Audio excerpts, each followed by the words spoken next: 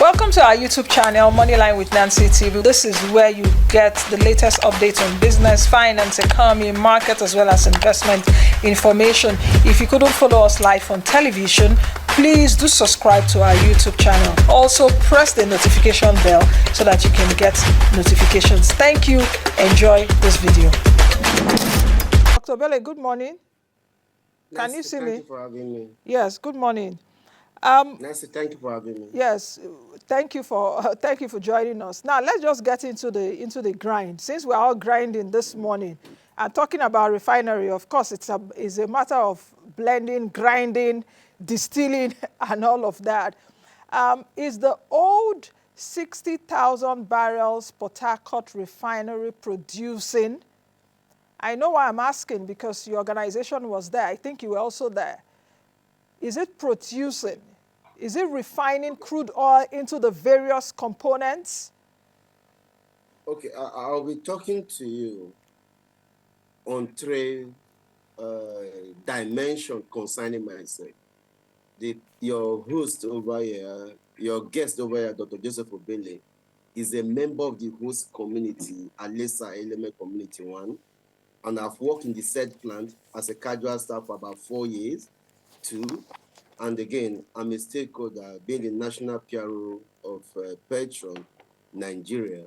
And on this three category, I will say to you that the plant is up and running. The old Port Harcourt Refinery initial capacity was 50,000 barrels production capacity per day, built in the year 1965.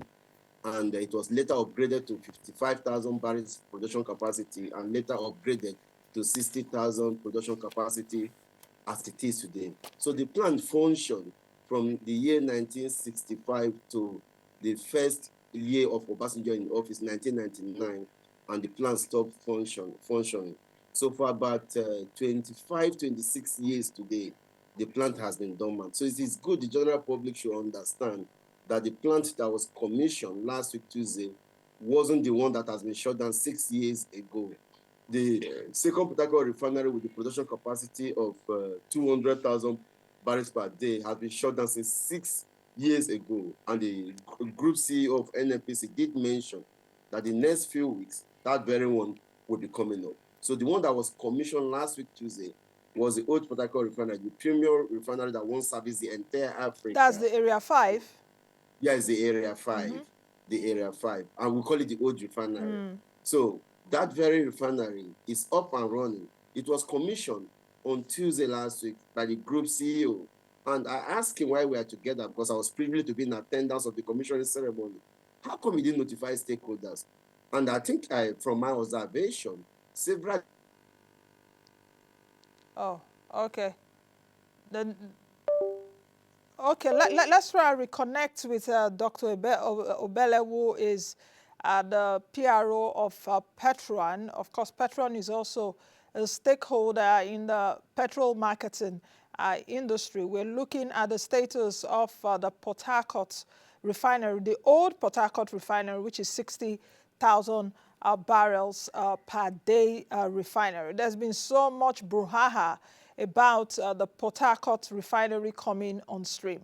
I did mention it yesterday on the program, if you did watch, that the process of crude oil refining, I'm taking this time to be able to explain so that we can get Dr. Obele. Dr. Obele, as the PRO of Petron, is giving us a first-hand account of what he saw happen at the Port Harcourt refinery. But if you're talking of a refinery, that's you have a lot of processes involved in crude oil refining. Of course, when you want to refine oil first, they have what they call desalted.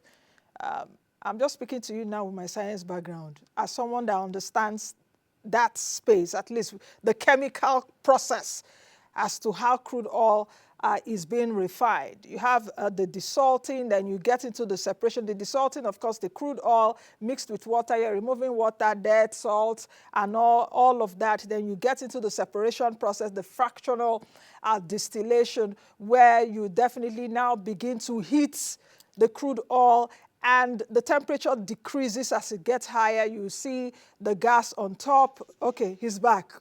So let me just hold my teaching for a while and get back to Dr. Obele. Dr. Obele, welcome back. Yes. I've turned to a lecturer here when you were off, because I know you're a lecturer, trying to speak to my viewers how crude oil is being refined, fractional distillation and all of that. So let's get into the process. Yes, so go ahead. So as at Tuesday, it was commissioned, and let me tell you the activity of last week Tuesday. The group CEO led all the stakeholders, the national leadership of all the stakeholders in the oil and gas sector, Code Pegasan, Nupeng, Ipman, Petron, and the rest, and all the journalists. All the biggest media houses in Nigeria were there. And then the process started from the plant. We went to the plant, we saw all the processes, and the plant was running. And after that, we now went to the loading bay, the loading arms, we saw trucks, and the function actually had. After the group CEO, I was the second person that spoke in that very function. So this was on Tuesday, and something happened again on Thursday. Arising from the doubt and the rumors and the insinuations here and there, Senate on Wednesday moved a motion on the floor of the Senate that the Senate Committee on Oil and Gas should consider things themselves. So Senate visitation was on Thursday, and stakeholders were also invited also. And the chairman Senate Committee on Oil and Gas led all his committee members. And they came. We moved also from oil movement to the plant, to the loading bay. We saw trucks loading. This was on Thursday. Let me tell you the activity of Tuesday. You saw trucks loading what? What was being loaded in the truck? Was the it trucks petrol? were loading PMS. Okay. At the Port Harcourt Depot loading bay, we have about 18 loading bays. So all the 18 loading arms or bays, only 2 were functional as at this very day. And you take note of this, all the 18 was not really designed for loading PMS. Some should be loading. So a lot of persons were like, we should see trucks lying on the 18 loading bays. And I asked the MD of NNPC Retail Limited, Mr. Stockman Hub, that very day. Say, sir, what about DPK, AGO, ATK, SROG, and the rest of the product? He said within the next few days, they are trying to like conclude all the price dynamics and the pricing structure before they will commence with kerosene, DPK, and AGO, and the rest. But what they actually started, commence activities with as at Tuesday, was basically PMS, Premium Motor Spirit. So on Tuesday, they loaded, Wednesday, they loaded, the Senate visitation was on Thursday. Then let me tell the activity of a Sunday. All the journalists, I don't know how they did that memo, requested to go on the tour to regarding the DAOs in town and the rest. And all the journalists in Nigeria were given access to the plant in the coast, and stakeholders were also there. I was there that of Tuesday. I was there at the event of Thursday. I was there in the tour of Sunday also. Then yesterday, a lot of journalists came to the plant too. That people are saying is not working. We want to see.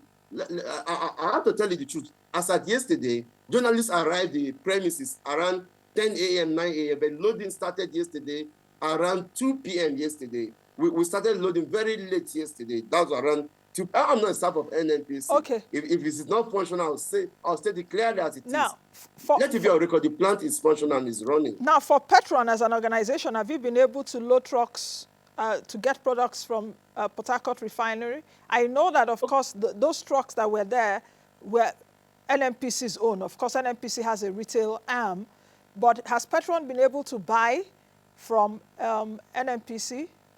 Okay, let me throw light on this. We have 3 basically off-takers that trade with the defunct PPMC. What people, the general public, used to call the former PPMC is today NNPC Retail Limited. That's the new name today. So they have 3 off-takers. Basically, 3 off-takers are major marketers 1, Ipman 2, and the NNPC Retail Operators 3. And the sharing ratio between these 3 off-takers is a ratio of 30-30-40. NNPC retail marketers take 30% of the available stock. The major marketers take 30% of the available stock, while Ipman independent marketers take 40% of the available stock.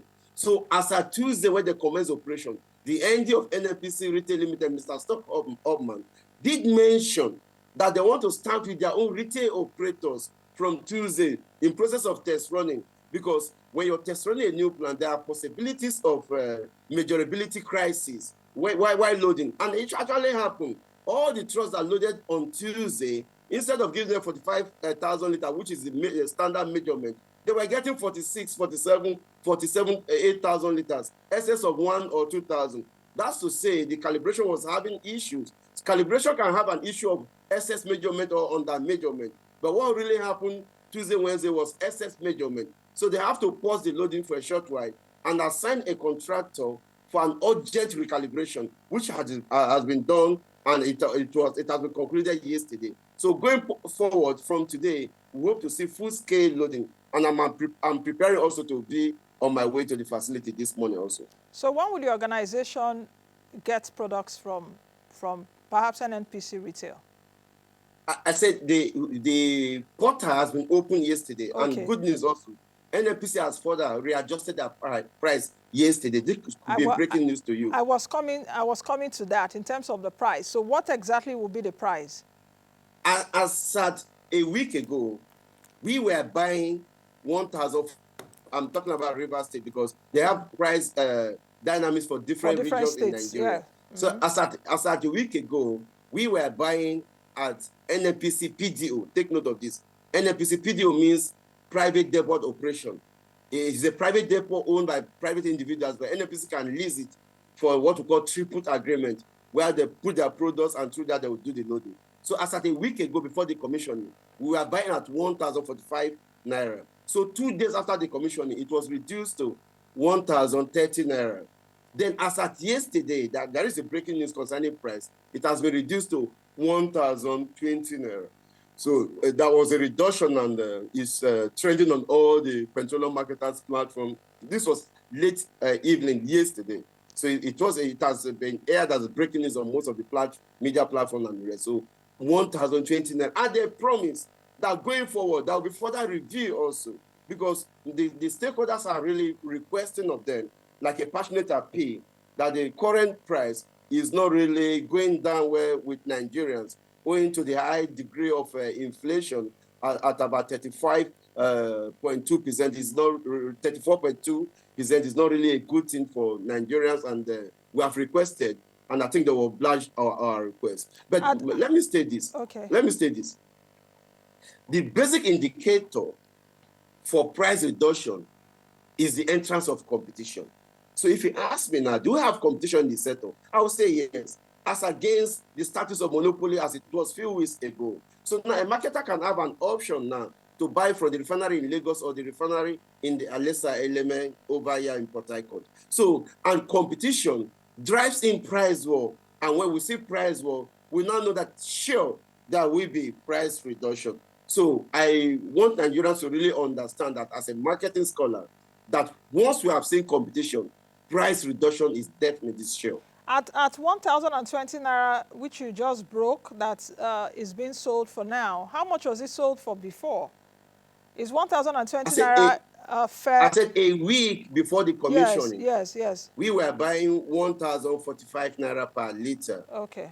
Then few days after the commission, it was reduced to 1,030 naira. Marketers were lamenting that it was still on the high side.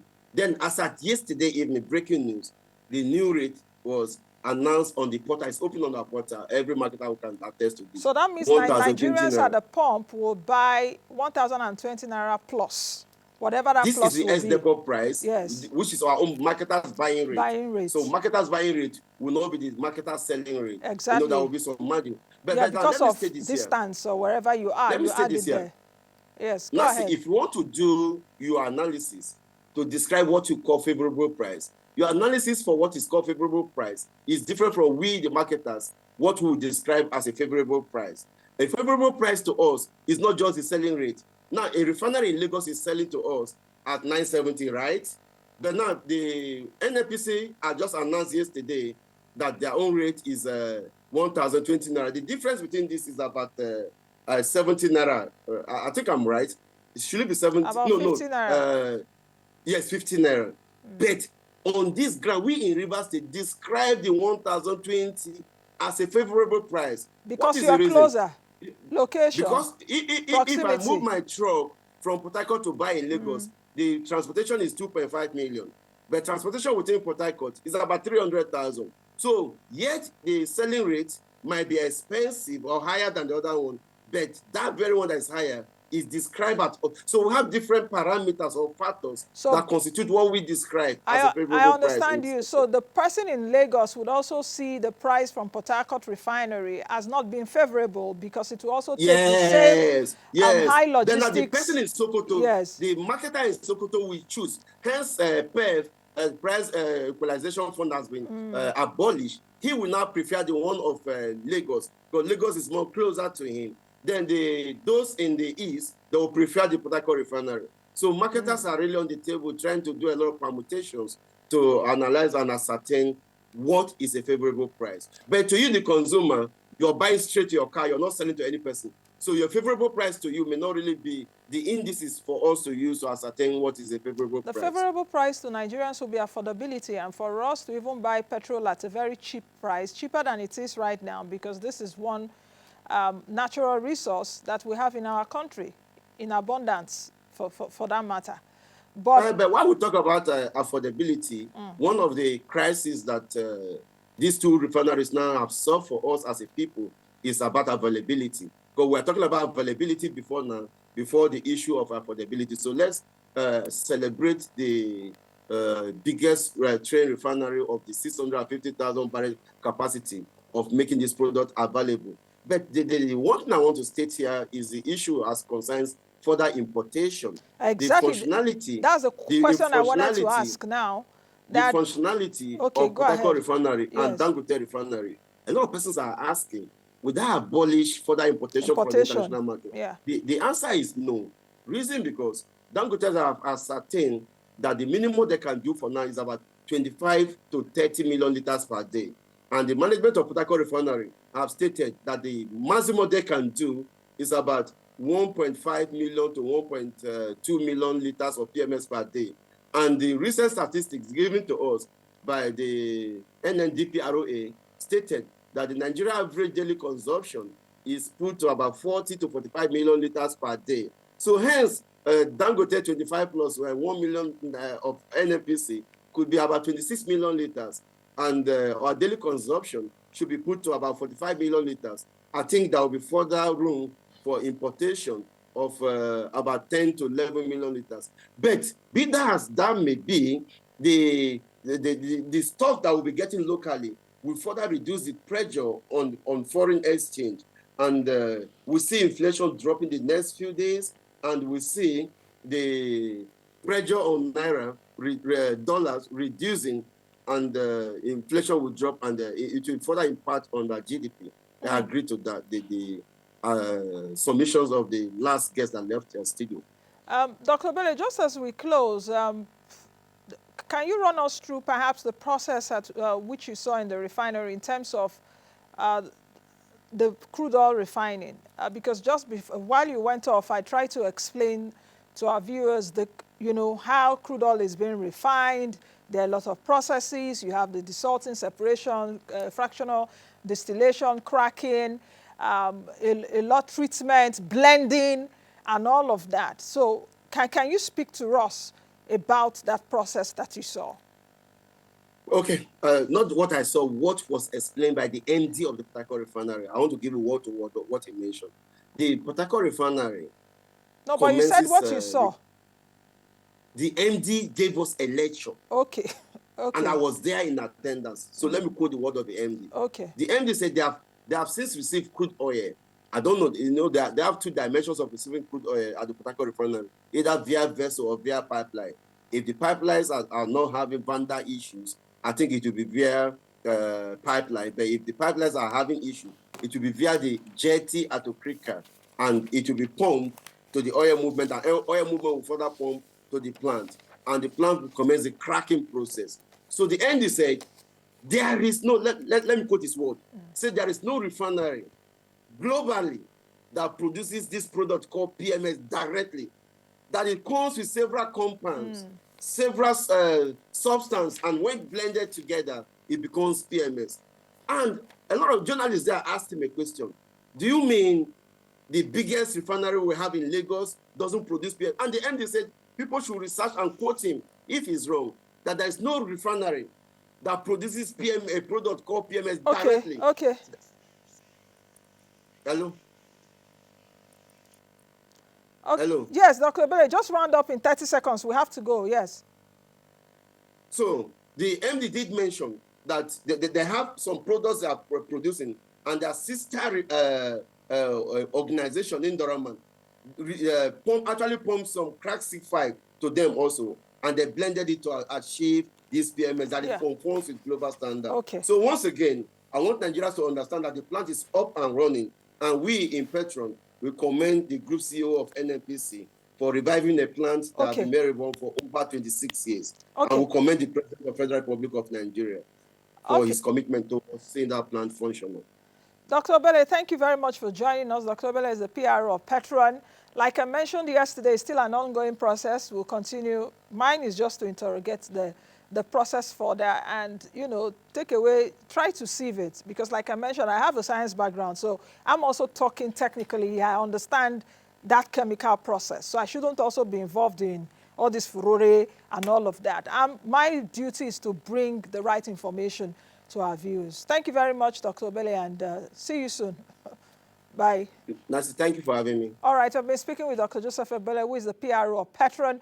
We've been looking at the status of the Port Harcourt Refinery. That's the much you can take on today's edition of the program. I am Nancy Naji. Be the best you can be, and be that change that you want to see. Bye now. Thank you for watching. In case this is your first time watching us, thank you.